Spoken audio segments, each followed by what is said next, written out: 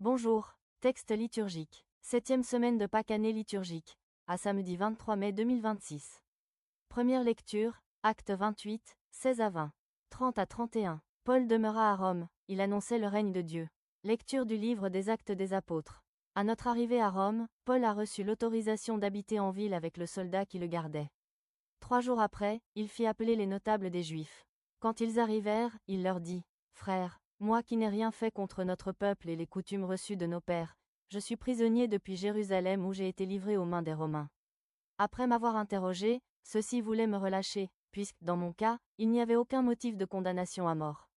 Mais, devant l'opposition des Juifs, j'ai été obligé de faire appel à l'empereur, sans vouloir pour autant accuser ma nation. C'est donc pour ce motif que j'ai demandé à vous voir et à vous parler, car c'est à cause de l'espérance d'Israël que je porte ces chaînes. » Paul demeura 2 années entières dans le logement qu'il avait loué. Il accueillait tous ceux qui venaient chez lui. Il annonçait le règne de Dieu et il enseignait ce qui concerne le Seigneur Jésus-Christ avec une entière assurance et sans obstacle. Parole du Seigneur. Psaume 10, 11, 4, 5, 7. Les hommes droits te verront face à face, Seigneur. Ou, Alléluia. Confère 10, 7c. Le Seigneur, dans son temple saint, le Seigneur, dans les cieux où il trône, garde les yeux ouverts sur le monde. Il voit, il scrute les hommes. Le Seigneur a scruté le juste et le méchant, l'ami de la violence, il le hait. Vraiment, le Seigneur est juste. Il aime toute justice, les hommes droits le verront face à face. Acclamation, Jean 16, 7. 13. Alléluia, Alléluia. Je vous enverrai l'Esprit de vérité, dit le Seigneur. Il vous conduira dans la vérité tout entière. Alléluia. Évangile, Jean 21, 20 à 25. C'est ce disciple qui a écrit ces choses, son témoignage est vrai.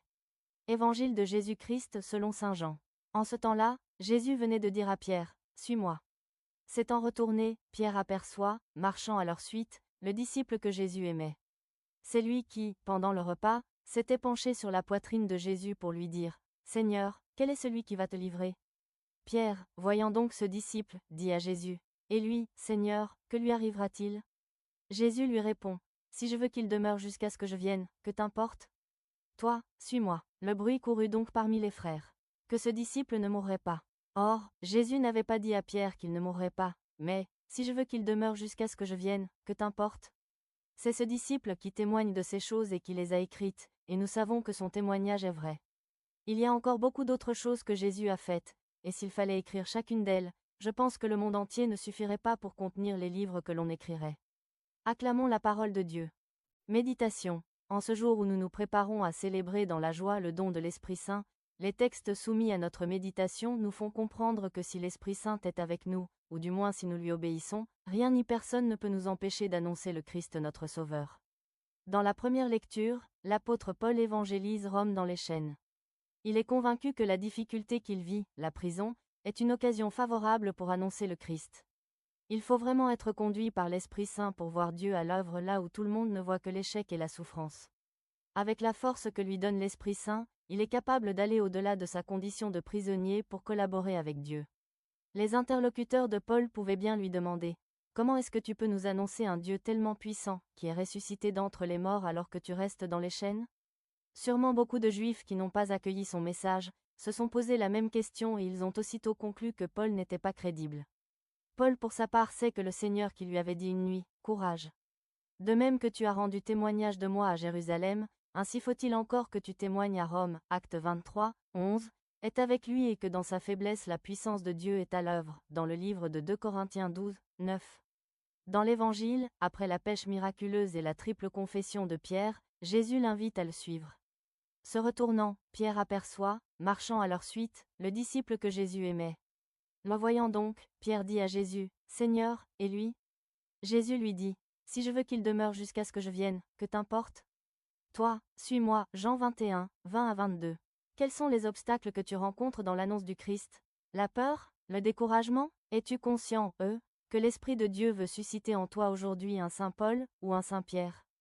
Ta vie peut attirer beaucoup de personnes vers le Christ. Il suffit d'être docile à son esprit qui t'habite.